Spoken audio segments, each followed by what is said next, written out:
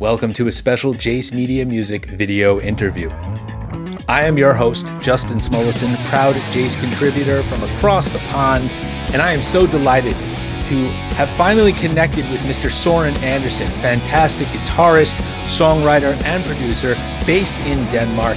His brand new live album is live in the Homeland, there it is, and it is released everywhere and available everywhere from our friends at Mighty Music. Now, Live in the Homeland captures a lot of the intensity and wonderful ear candy from Guilty Pleasures, which was his instrumental album from 2019. Soren is also very well known as the guitarist for Glenn Hughes. He also helps produce and perform on Glenn's albums, and we're going to talk about that. We're also going to talk about his role as a producer at Medley Studios in Denmark. He produces one of my favorite metal bands, Artillery. So we're going to talk all about that. You can see the big smile on my face. We're going to have a lot of fun talking about his work with Artillery and some other heavy hitters, including one of my all-time favorite drummers, if not my all-time favorite drummer, Chad Smith of the Red Hot Chili Peppers. You are hearing a clip of the song Skybar, which is off of Live in the Homeland and of Guilty Pleasures. And we're going to talk about this track and a few more and what else he's got going on. Let's get to it. Jace Media Music audiences worldwide, please welcome Søren Andersen. Now, and I am joined by one of my favorite guitarists, one of my favorite producers, Søren Andersen. Welcome. Thank you so much. Nice to see you, Justin. Yes, it is such a pleasure, and it's a guilty pleasure. You've got a brand new live album called Live in the Homeland, which I do, man. It's basically the live version of Guilty Pleasures, which I'm such a big fan of to begin with. So I think it's great that it's getting the live treatment. And I remember from emailing you years ago, that was an album that you had in your mind for years, right? Yeah. So how does it feel to hear it live now? Well, it's one of those things that if I could call 16-year-old Soren and tell him about this, he would fucking, explode. So first of all, just to have an instrumental album and then have an instrumental trio that actually do shows where people shows up. Yeah. And actually, go down to the merch booth and buy a few t-shirts and, festivals are calling me now and a German promoter is calling. And I'm like, wait a minute, this was just for fun. The Guilty Pleasures project. I played with Glenn Hughes. I work with Mike Tramp. I write with Marco. This is just my side project, but it just took off. That's so great. Happy, very happy and proud. It's as you should be, because like you said, it's a trio, and I think you have some keys plugged in a little bit, or you have somebody off stage doing minor touches. Otherwise, it's all you, right? All trio. And for people who dig down to that album and knows a bit about me, they do also know that I adore Tears for Fears, Depeche Mode, Duran Duran. Yeah. Keyboards. I'm a massive fan of 80s keyboards. So that was a part of the Guilty Pleasures studio recording. I added a lot of shit. So when we started to rehearse, I was like, wait a minute, let's see if that actually works in contest. That we play it as a trio, but we add all these weird textures that I added, and that turned out to be a good idea because it gives us a bigger it's a bigger sound. Yeah, all guitars are me, right? Which Absolutely. was the whole idea. Like there was a live album with Joe Satriani, a bootleg. I think it was a B-side of a single where he played 3 live songs, and I was just like, I gotta do that, man. And this is 87 or 88 when I grew up. That's excellent. And the lovely thing about Guilty Pleasures and Live in the Homeland, of course, is that the songs don't all sound the same. Each one has its own personality. Like you're saying, there's some tribute to the 80s at one point, and then you get your Shredathon type song. So there's a lot of great ear candy in there, and each song kind of goes on its own journey, basically. Amazing. Thank you so much. Yes. And I know that's what that had to have been what you were going for. And what is it like when it's just the three of you on stage? Does that bring you back to your childhood and what it was like to grow up and just be a guitar player who just wanted to jam? I'm a little bit more in the present, in Oh the yeah, now, how to say it, because it's quite a lot of notes and a lot of. It's a big thing to play a full set of guitar. There's no singers, you know, you're full yeah, on yeah. carrying the melody the whole show. So I'm very focused, and also we are on in-ears, if that makes any sense to you. Yeah. So I can hear the bass and the drums like if it was in a studio. Right. And they're both really nerds, Alan and Michael. They're both proper professional, you know, musos. So we Hmm. really, really try to make it sound as close to the real as we can, which is why, without blowing my trumpet, which is why the Guilty Pleasures live album turned out that good. Yeah, Obvious, absolutely. obviously, that's one snapshot from one night. And when I heard back, I was like, wait a minute, my boys are amazing. Yeah. Guitar isn't that bad too, so let's put it out and see what happens. So I'm in the now when we play very much. Got it. All right. And if I'm remembering correctly, there's several players on Guilty Pleasures who came in. You had Ida Nielsen from Prince, and that was wild. I remember that video. And you also had basically one of my all-time heroes, huge inspiration, Mr. Chad Smith on drums on a couple of tracks. On one track or two, I don't remember anymore. It's one track, yeah. One. Was it Skybar? That was a song called Bird Feeder. Bird Feeder. Yes, yes, yes. And then Glenn played bass on it later on, right? Yes, Yeah. we did the Copenhagen Metal Fest Copenhagen, and I squeezed him in on Thursday night, and he doubled his bass. Yeah. Just to have a little bit of a family tree, you know. Yeah. People that I met through my life, people that I, you know how it is as a tour musician. You meet people, and sometimes you just click. Yeah. And when Chad was drumming on Resonate with Glenn Hughes at my studio, after that day, I was like, ooh, that was Glenn and Chad at the same time in Yeah. my Yeah. Yeah. studio. And Chad, he was so like, hey, I'll give you my number, Soren, so we can stay in touch. I was like, wait a minute.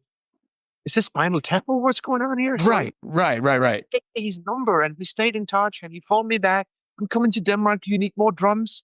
Bro, he's drumming for Katy Perry. He's drumming for Pink. He's recording with Taylor. You know the drill, right? Yeah. Yeah. I was like, Chad, I can't afford you, man. No. Yeah. I'm coming. I just want to hang. Okay. Yeah. All right. He's the king as far as I'm concerned. And when as a kid, the Chili Peppers were my favorite band. You know, and they still are in the grand scheme of things. But he has been, you know, hitting the kit behind the kit for decades and just basically playing the soundtrack of my life. And when I saw that he was on your album, of course, about 6 years ago, I said, okay, well, we know that song's going to be cool. That one's going to be a winner. And it's just one of many standouts. That's what's so great about it. Thank you. Yes. He's a powerhouse. Let's just be clear. I mean, he's the king. If a big fireball from outer space would hit the Earth, he will still be here after that. You know, I think he might destroy the Powerball. Who knows? Incredible. And he's a sweetheart. You know, very professional, very big experience for me as a, you know, a guy out of Denmark, you know, playing a lot of shows, you know, worldwide, but still to work properly with a world famous drummer. Yeah. That was a trip.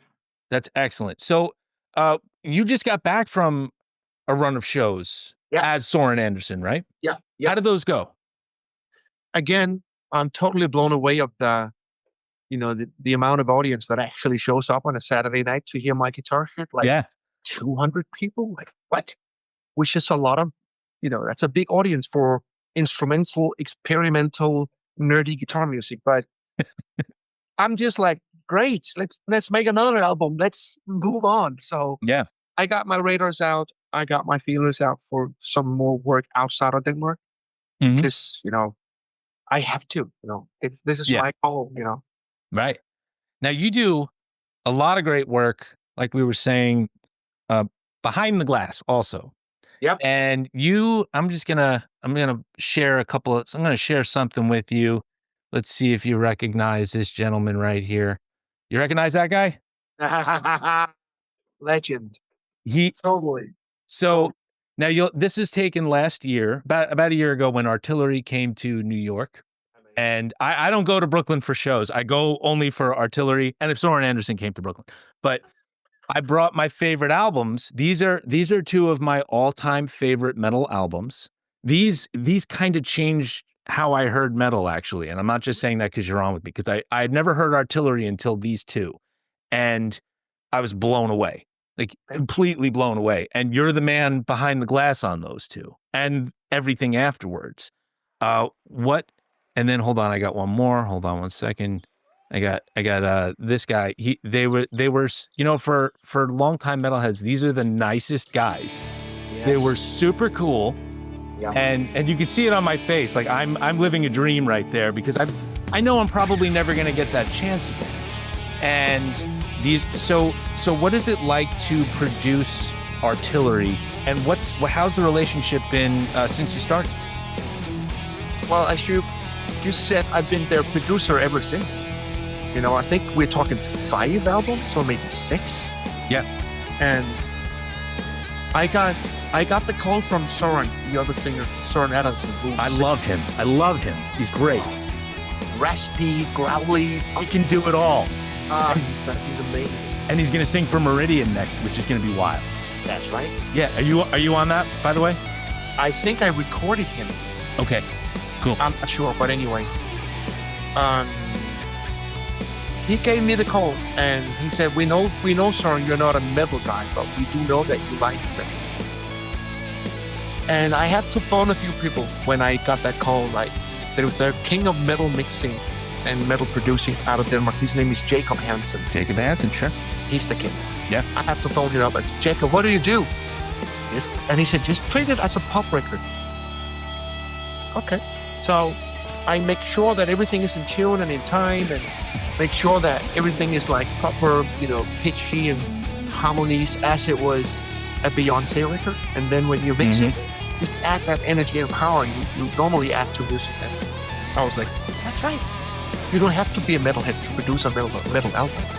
But obviously, I got into heavy shit after producing Artillery, because I was so into the way, Martin, the brother, is not here anymore, but he's on a guitar. Are you kidding me? Oof. They're just... That's amazing. And we became very close friends, and I see them privately too, both Peter and Michael, and follow their work. And I know they're recording demos right now, and hopefully I get the call again, because they've got, family too. This album too, fantastic. Basic Fear. I've got them all ever since you came on board. Some of them I have digitally, like Legions I have digitally. This one, but those first two, man, with Soren on the vocals, are just When Death Comes and My Blood. Those are the ones I still get the chills when I listen to them. Those are my go-tos at the gym if I need a little extra, if I got to power through something. That's what it's there for. Some devils, you got that Robbie James Dio thing going on. He's amazing. Yeah, and they wrote a song called "Death Is an Illusion." Yeah, I still think it's my all-time favorite Artillery song, and they don't play it live. I begged him to play it when I saw him in Brooklyn. He didn't do it, but they were cool. I kind of knew you before I heard your solo album. Of course, I recognized your name from the Artillery albums. So that's where I said, okay, well, so it's kind of surprising to me that you're not a metal guy, when I think that I consider you a metal guy. I consider you a very important metal guy. So there you go. Well, it might be wrong to say I'm not a metal guy, because obviously, born in 73, 12 years old in 85, that means Accept, Priest, Maiden, Megadeth, Metallica, all that shit obviously was a part of my youth, but I wasn't a Slayer fan or, Exodus or proper metal. Right, more thrashy. Yeah, you were. I was some of the old school Ronnie James Dio, Whitesnake, Thin Lizzy, Kiss, Deep Purple. Obviously, you're a Van Halen fan. Are you kidding me? Well, I heard it on the live record. You did "Hot for the Teacher" for a minute, which is really cool. I just found this in a book. Oh, wow. I'm learning the first 2 albums from A to Z as we speak. Ooh, okay. That's cool. Anyway. I'm surprised you don't know it already. I would have just assumed, you know those. There's a couple of bits and pieces where I'm like, how does he actually do that? So I'm studying it. I would say that you're going to laugh now, brother. It's about 3 years ago, on a sunbed in Spain, I browsed through my Spotify, and I was like, wait a minute, I actually don't know one single Pantera song. Oh, okay. Like how to play it. Just by, I don't know any Pantera material at all. Because I was in Black Crowes, Lenny Kravitz, Oh, okay. in that world in the 90s. And then I put on, Cowboys from Hell, and I was like, oh, yeah. How did I miss? Yeah. This Pantera. That's okay. As long as you get to the party, it doesn't matter what time you get to the party. It doesn't matter anymore. Thank you. When you produce Artillery, I mean, obviously you've got a good relationship with them amid many lineup changes and some unfortunate tragedies. How do you guide them? Do you ever say, like, play faster, play heavier, or do you just let them do their thing and then toy around with it later? Mostly how can I say that? They know what they're doing. They know exactly what they're doing. And they've done that for 40 years. So you get that package when they walk into the door, the Artillery package.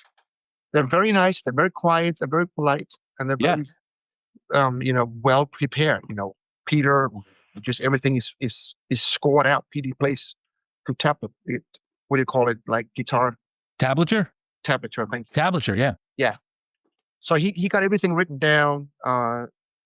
We recorded like 3 different drummers over my career with them, but everybody knows their shit in the studio.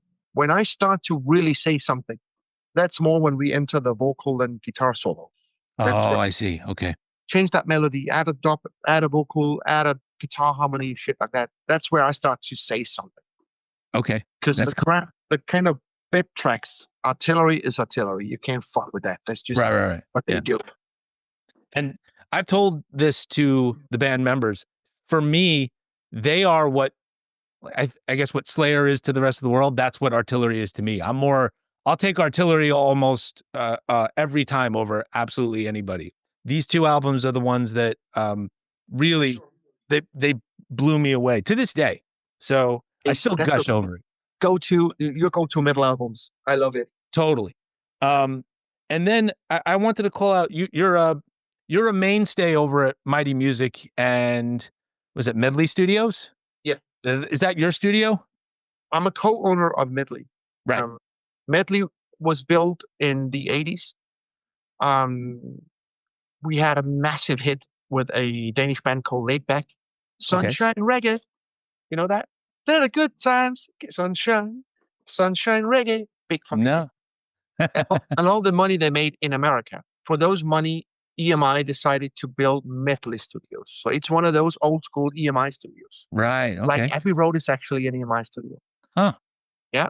And then over the years, the guys sold it to other people who sold it to third parties. And then we got the offer to buy it in 2006. And I was like, this is the stupidest, most dumb thing ever. No. Yes, because at that point was when everybody started to record in their bedrooms.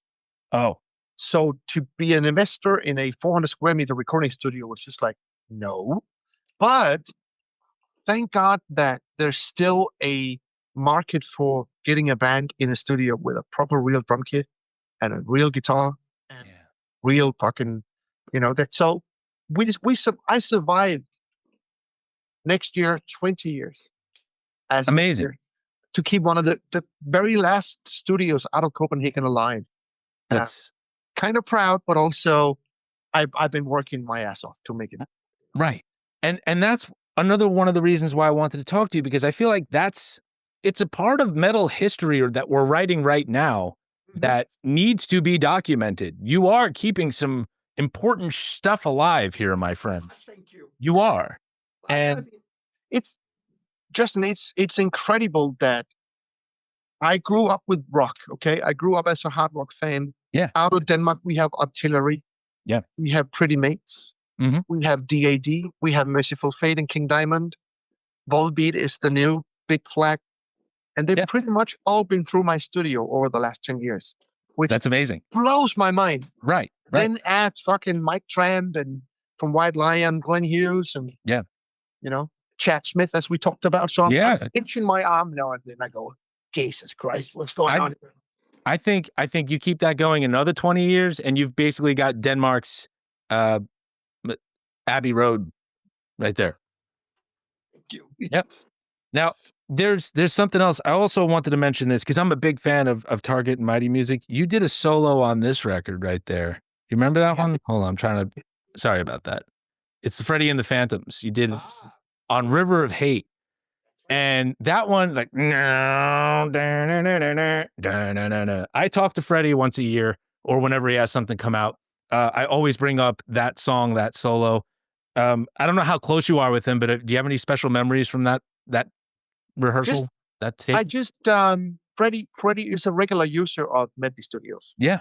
And Freddie has a big festival in the south of Copenhagen where we played with Glenn last year. So he's in the family. Yeah. And, every time I have an option to work with Freddie, I always go, because he has a good ear, he has a good voice, he has a good heart. Yeah. What's not to like? I love his work. I recently bought the back catalog of Freddie and the Phantoms because I've got Universe from Nothing and the new one. And then I went back. I said, I love this so much. I just went back and bought it. It's fantastic. And I want to see more Søren Andersen on a Freddie and the Phantoms. You could be the Phantom of the Phantoms. Who knows? And then there's also, because you do so much, there's another great rock band. You know them. Oh, the Sweets. Yeah, Thunder Mother. Yeah, man. Now, that's, for those who don't know, they're like a more famous vixen right now, right? They're blowing up. They are blowing up. They're getting their audience are growing and growing. Yeah. We're talking 1,000 plus when they play Germany. Germany is our motherland of Europe, right? Yeah. 80 million people. They play 1,000 plus seaters now. And yeah, I think that whole thing of being with the Scorpions helped a lot. Totally. And I just got that call from Filippa after a party in Stockholm 5, 6, 7 years ago. Mm-hmm. I was up for some co-writing and some producing, and I said, sure, let's give it a go. Because you're listed as a co-writer on a few of the songs here. Yeah. And I really kept me ever since like a terrorist. So I'm holding on to my guns. Yeah. The thing about this, and I don't want to get controversial about it, but after this album, the band had a total lineup change. So what was that strange for you that, the next time that you worked with them or the next time that you saw them, it was 75% of the band had changed? The funny thing was that my son, who was the bass player on the first one I did, she left on that second one to study. Right. And she's the new bass player again. So she came back. It's half of the band that's changed. It's half of the band, yeah. So it wasn't that strange. Okay. It was the same vibe, with Filippa and my son, the bass and guitar, the tonality is the same thing. The way they play is similar. Yeah. It's a different singer, it's a different drummer, but amazing two new people. And I miss the other ones as friends, but I also gotta focus on what I do and I work. Right. Yeah. We can't just, it can't be one big family. Sometimes you have to choose. And I was like, okay, I'm Thunder Mother's producer. I go with it. Right. I understand. What was it like, though? Because I interviewed Guernica Mancini a couple of times. She was great. She's a wonderful singer. Wonderful person, a wonderful singer. Yeah. I miss her very much because she's a lot of fun. Yeah. Fun girl. Yeah, no, she's great. And it is, it's unfortunate that that lineup of the band couldn't stay together. However, we now have two groups. They got the Gems now, right? So there's more music, which as a fan, I'm happy about. But, it's a good positive. Yeah. Kind of, you go, oh, wait a minute, now we got two bands. Great. Right. So, but it's so cool to me to see your name attached to so many different things. And on top of it all, you're obviously a fantastic guitarist and songwriter. And when did you know that your guitar was your voice? Or did you ever, did you set out? I started out in a Boy Scout band, Hang Down Your Head, Tom Dooley, when I was 7 years old. Okay. Down your head and cry, Right. And I got an electric guitar when I was 11 or 12. But when I just remember that, there was a color sound bus, a Hofner amp, and a shit Framer's guitar, whatever it was. And when I did that first, note, and it started to feed back, this is what I'm going to do, mother. Right. This is what I'm going to do. I'm going to stay here and practice. And then I didn't leave my house for 3 years. Okay. Yeah. A bit of skateboarding and a bit of school, but I stayed home and I practiced for 3 years. Wow. Okay. Then at the age of 15, I had a stack, a pedal board, and 2 guitars, and I got an audition for one of the Eurovision Song Contest winners. Mm-hmm. So at the age of 16, I was on tour with a tour bus and a tour manager, a booking agency, and a record label. Wow. So I skipped high school and everything and went straight up the road. And mom and dad was like, let's give it a go, Soren. Just don't do drugs. See it as your possible future, profession and see if you can make it. And this is 35 years ago. Wow. Your parents were that progressive in their mindset of letting you go out and give that a shot. They were like, let's see if we can do. Don't fuck up. Right.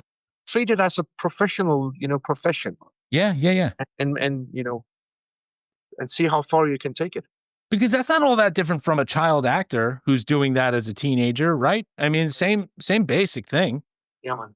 Yeah. Unbelievable. Oh man. Yeah. And are your parents still with us? Yeah, man. They're both around. They're both following my work closely, and when I play my hometown, they obviously shows up. My dad he's more into Mark Knopfler and soft country stuff. Okay, yeah. My mother is more a metal girl. She can take everything. So she's still first row with a cold beer. Wow, it's in the blood in the Andersen family, isn't it? It's there. 80 years old. Oh wow, the metal granny, right? Yeah. Unstoppable, yeah. Yeah, and she always get in. When I see pictures from her Facebook, she's side stage with Mike Trent with a laminator. Mom, she's so connected. That's amazing. Yeah. Oh, that's so cool. Yeah. Excellent. So we're saying you're always working on something. What's next for Søren Andersen that you can talk about? That I can talk about. That you can talk about. Yeah, man. Well, right behind me is a Swedish band called Velveteen Queen. Okay. From Gothenburg. I am their producer and mixer, and they are signed by Warner Stockholm. So that's a big thing for them. Mm-hmm. And I got that gig through Thunder Mother because Warner A&R guy, he said, I like Thunder Mother. Who's that guy? Yeah. So that's how it works, networking. Yeah, man. Yeah. And I just finished the mix of the next Mike Trent White Lion album. Literally last night, I got a text message from here as we speak. Hopefully he thumbs up the mix. We'll see. And then the summer is quiet for me, which is something I need. I've been on the road with Glenn for 2 years. Wow. Okay. So summer is quiet, which is great. But then September, October, November, we have a full tour with Glenn. Where's that? That's South America, UK, and Europe. Oh, okay. And then December is 4 shows with my other band, Electric Guitarist, which is my project. Yeah. And then I probably go to US in January for the NAMM show. Oh, okay. For the NAMM show. Yeah. The next 6 months, they're kind of lined up. I always look 6 months ahead. Always. Yeah, I think a lot of musicians are like that too these days. They have to be. It's always like 2 or 3 projects or deadlines out, right? Yeah. Yeah. And yeah, because you came... Was it Glenn had a 50th anniversary run of shows last year? Yeah, Glenn recorded his 3 Deep Purple albums in 73, 4, 5, 6. Right. Which is Burn, Stormbringer, Come and Taste the Man. Then they did Live in London, Made in Europe, and another live album. So we have been celebrating Glenn's 50 years anniversary with Deep Purple. Yeah. Which, of course, for hardcore fans, to see Glenn sing a full Deep Purple show really attracted a lot of attention. So that's been the set list for the last 5 years, 6 years. And now Glenn and I, we did an album last summer at my studio, which will be out in August. Okay. And then we will tour that album for the next 1.5 years. Oh, wow. So that's the follow-up to Resonate. Yeah. Okay, good. I'm able to keep it all in there a little bit. I know. Yeah. They will start the big promotion campaign in June the 6th. So you will get a lot of newsletters and, a lot of ads and stuff online. Yeah. Promoting that album and the tour. All right. Excellent. Well, I'm going to let you go in a minute, but because you've been so inspiring, it's such a pleasure to finally speak with you and hear your voice. Yeah.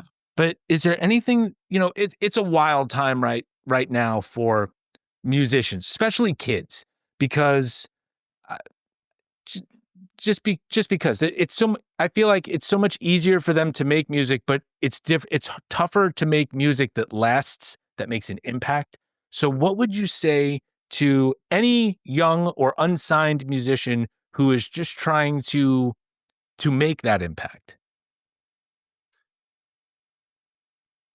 I'm working with a title right now, which is Turn Off the TV, Turn Off the Music, which is something I do because if I turn on the TV to see the news, it just destroys my whole day.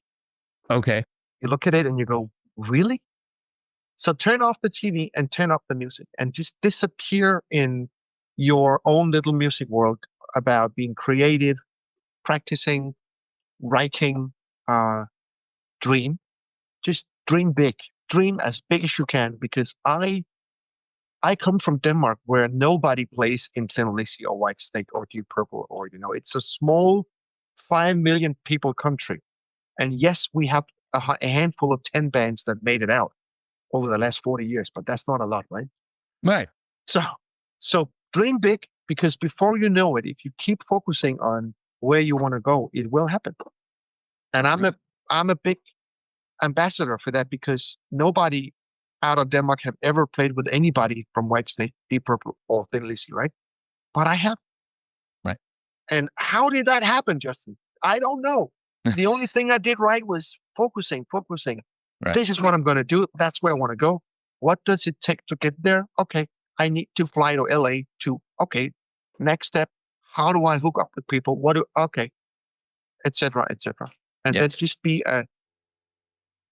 don't be late, don't be an asshole, and be prepared. Yeah. Okay. Those 3 keywords of my career: don't be late, don't be an asshole, and be prepared. Pretty simple. And when you say turn off the TV, you mean turn off the phone too, right? Yeah. Yeah. Just turn off SoMe and TV. Just turn it off. Turn it off. Put it away. Play guitar, write songs, and just because half of it is bullshit, if not even more. It's not. Don't get me started, Justin, but I have a family of friends and followers, and I don't like to call my music people fans, because it's people I meet. For me, it's friends. Right? Yeah. And I got friends in Russia and Ukraine. I got friends in America and Germany. I got friends in UK and Brazil. And everywhere I go, we have the same denim vest, the same marks, the same patches. We like the same music. And we love the same thing. And that just keeps blowing my mind that the whole world is about to explode, except when we talk about music. Right. It's the universal language. You said it. There you go. Well, it has been such a pleasure to finally speak with you.